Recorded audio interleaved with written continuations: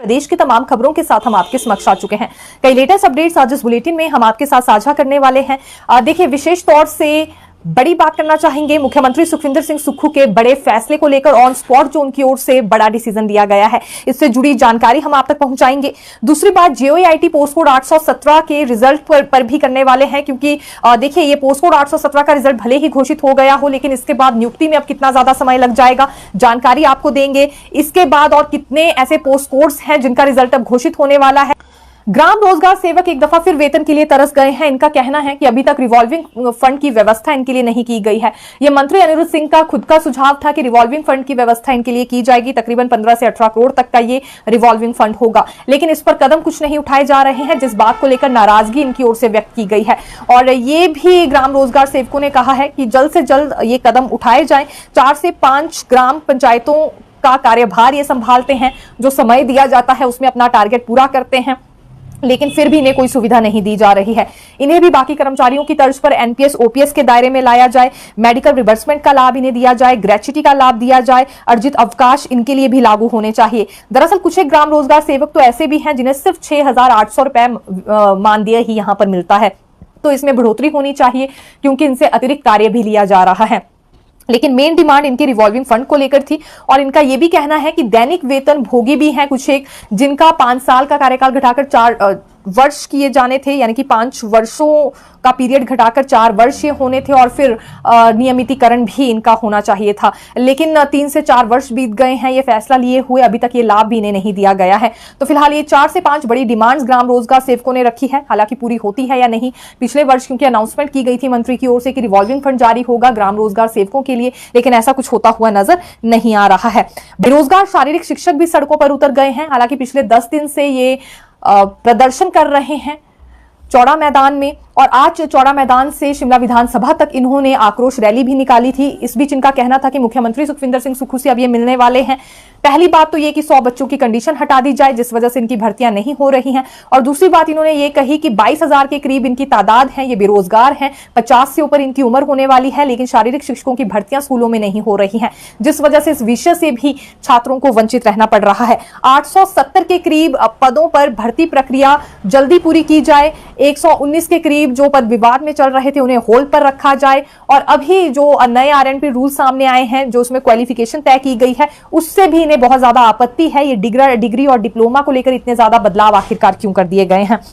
तो ये कुछ एक डिमांड थी जिसे लेकर आक्रोश रैली इन्होंने निकाली, और इस बीच कुछ एक शारीरिक शिक्षक रोते बिलखते हुए भी नजर आए हैं, जिनका ये कहना था कि घर परिवार चलाने के लिए वो कुछ नहीं कर सकते हैं, खुद को लेकर अपाहिज महसूस कर रहे हैं। इतने वर्ष हो गए, 50 से ऊपर उम्र जाने वाली है, लेकिन नौकरी इनके हाथ नहीं लग पाई, जबकि ये पूरी तरह से एलिजिबल है।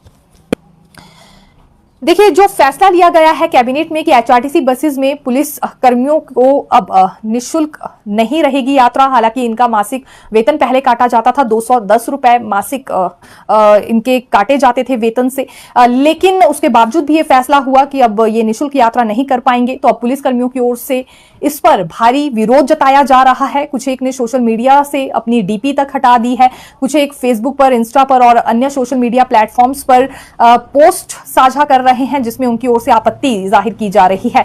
हालांकि एक बात यह भी है कि ये जितने भी पुलिसकर्मी हैं जो सोशल मीडिया पर तरह तरह के पोस्ट डाल रहे हैं, इन्होंने अपनी डीपी हटा दी है और किसी दूसरे नाम से या फेक आईडी हम एक तरह से कह सकते हैं, यानी कि एक तरह से ओरिजिनल छवि उसमें इनकी नहीं शो हो पा रही है कि आखिरकार ये कौन सा पुलिसकर्मी है जो इस तरह के पोस्ट साझा कर रहा हो। तो कुछ इस तरीके से इन्होंने विरोध जताया है और सवाल भी पूछे हैं, जिसमें पहला सवाल ये है कि जितने भी व्यक्ति लॉकअप में रहते हैं उनके खाने के लिए क्या बंदोबस्त सरकार की ओर से किया जाता है, कितनी राशि सरकार देती है, इस सवाल का वो जवाब दे। दूसरा सवाल इन्होंने ये किया है कि जब भी कोई लाश आती है उसे पोस्टमार्टम के लिए आगे भेजना होता है, तो सरकार की ओर से क्या व्यवस्था रहती है, इस पर भी सरकार जवाब दे। इन्होंने डायरेक्टली इनडायरेक्टली ये कहना चाहा है कि अपनी जेब से इन्हें ऐसी कुछ एक सिचुएशंस में पैसे देने पड़ते हैं।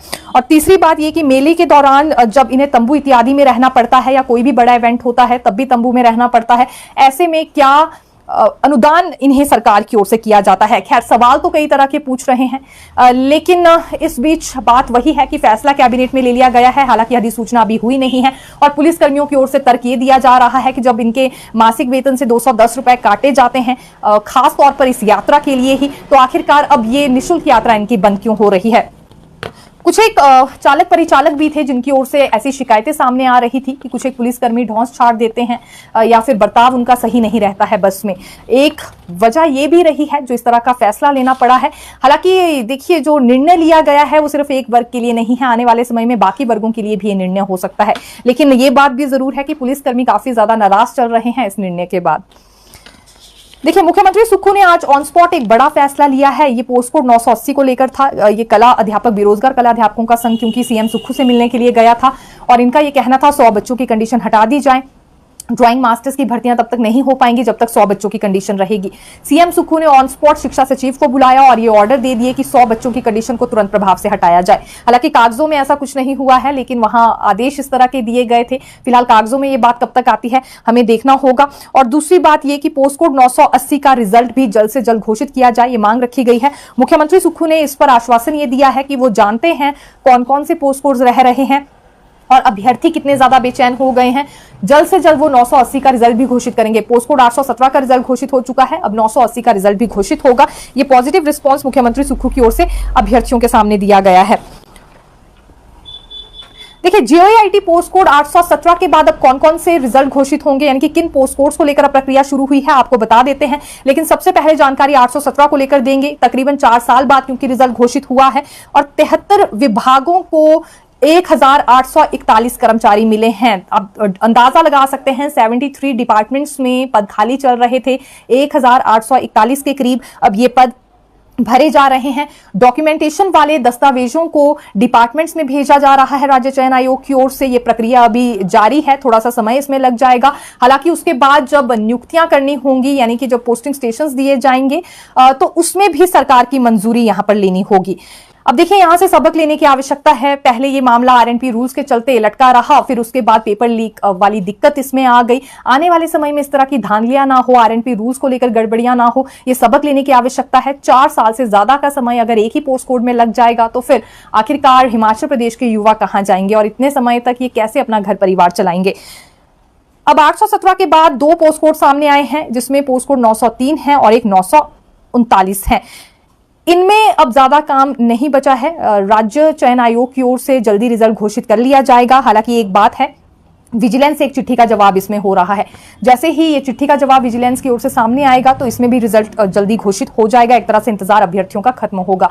फिर 21 पोस्ट कोड्स पर भी अब प्रक्रिया जल्दी ही शुरू हो जाएगी, ये अधिकारियों की ओर से दावा किया जा रहा है। राज्य सरकार भी दावा करती हुई नजर आ रही है कि बाकी के 21 पोस्ट कोड्स को लेकर भी अब प्रक्रिया शुरू होगी, जिसमें लिखित परीक्षा हो चुकी है, लेकिन बाकी की औपचारिकताएं बच रही हैं। हिमाचल प्रदेश के कर्मचारियों को उम्मीदें हैं, क्योंकि 26 जनवरी हो या फिर 25 जनवरी या फिर 15 अगस्त, ऐसा जब भी कोई खास उत्सव आता है, खास महोत्सव आता है, तो हिमाचल प्रदेश के कर्मचारी जरूर सरकार से बहुत सारी उम्मीदें लगाते हैं कि उन्हें जरूर जो है वो आर्थिक लाभ सरकार देगी। और इस बार जो है वो 15 अगस्त आने वाला है, केवल 5 दिन बचे हैं और 15 अगस्त को लेकर कर्मचारियों को डीए की उम्मीद बढ़ चुकी है। 4% डीए की घोषणा सरकार कर्मचारियों के लिए कर सकती है और वित्त विभाग बजट के जमा घटाव में जुट चुका है, क्योंकि हिमाचल प्रदेश की आर्थिक स्थिति अब इस समय डगमगा गई है, पूरी तरह से बिल्कुल भी ठीक नहीं है। और ऐसे में किस तरह से जो है वो कर्मचारियों को 4% डीए दिया जाए, इसको लेकर जो है वो वित्त विभाग इस समय पूरी तरह से जमा घटाव में जुट चुका है। ट्रेजरी में कितना पैसा है, कितना लोन ले सकते हैं कर्मचारियों को, किस हिसाब से कितना फीसदी जो है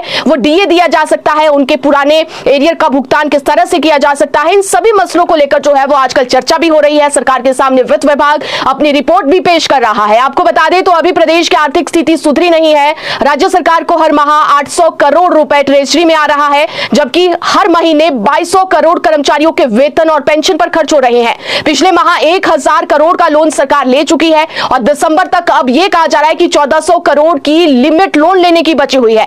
ऐसे में सरकार के सामने बड़ा आर्थिक संकट है, क्योंकि हिमाचल प्रदेश में आपदा आई है। आपदा में भी करोड़ों का जो बजट है वो खर्च होना है, बहुत सारा नुकसान हुआ है, उसकी भरपाई करनी है, लोगों आपदा से प्रभावित लोगों की भी आर्थिक मदद करनी है। तो तमाम बहुत सारी ऐसी अदायगियां हैं जो सरकार की पेंडिंग पड़ी है, दूसरी तरफ कर्मचारियों को भी करोड़ों का जो उनका डीए का एरियर हो या फिर जो दूसरे आर्थिक लाभ है वो देने हैं। ऐसे में अब ये देखना होगा कितने आर्थिक संकट के बीच में कर्मचारियों को 15 अगस्त को सौगात मिलती है या फिर नहीं। और इसके साथ ही आपको यह भी बता देते हैं कि कर्मचारियों ने मुख्य सचिव को 23 सूत्रीय मांग पत्र भी सौंपा है, जिसमें डीए और एरियर का मुद्दा प्रमुखता से उठाया गया है। सचिवालय कर्मचारी एसोसिएशन ने सरकार से मांग की है कि उनके डीए और डीए का एरियर जो है वो सरकार जल्द उन्हें मुहैया करवाए। और इस समय जो है वो हिमाचल प्रदेश के जितने भी कर्मचारी हैं, खासतौर पर हम बात करें राजपत्रित कर्मचारी महासंघ, तो वो भी सरकार से वार्तालाप कर जेसीसी की बैठक की मांग कर रहे हैं ताकि कर्मचारियों के जो पेंडिंग मसले हैं उस पर चर्चा हो सके। इसी तरह से जेबीटी की बात करें तो जेबीटी के नियुक्ति को लेकर एक इंतजार किया जा रहा है। तमाम सभी जेबीटी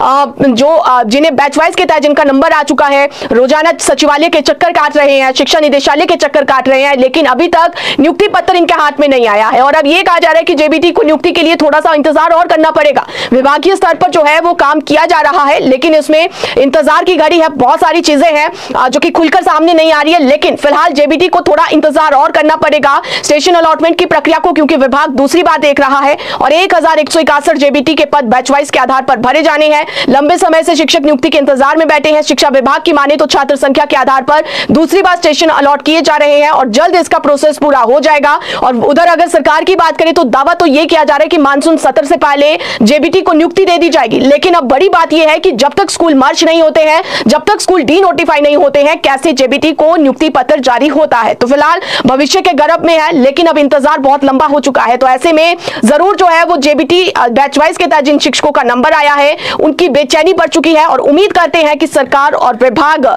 इनके मन को पड़ेगा, इनकी परेशानी को पड़ेगा और जल्द जो है वो इनके नियुक्ति पत्र इन्हें जारी होंगे।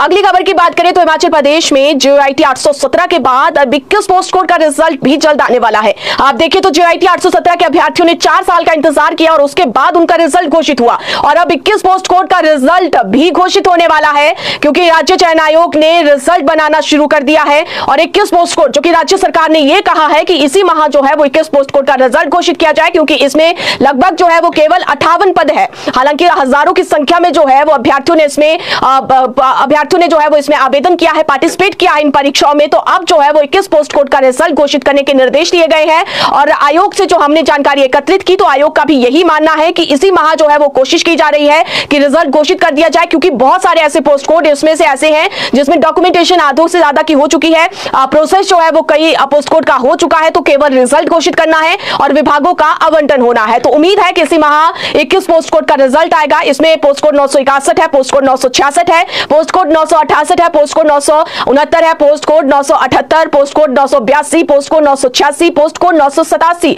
और post code 991, post code 992, post code 993, post code 994, post code 997, post code 995, post code 996 और पोस्ट कोड 999 और post code 1000, post code 1001, post code 1002, post code 1004 और पोस्ट कोड 1006 के परिणाम इसी माह घोषित होंगे। तो अभ्यर्थियों का इंतजार जो है वो खत्म होगा। और इसके अलावा भी राज्य चयन आयोग के तहत जितने भी भर्तियां हैं, कोशिश यही की जा रही है कि जल्द से जल्द पेंडिंग रिजल्ट्स घोषित किए जाए।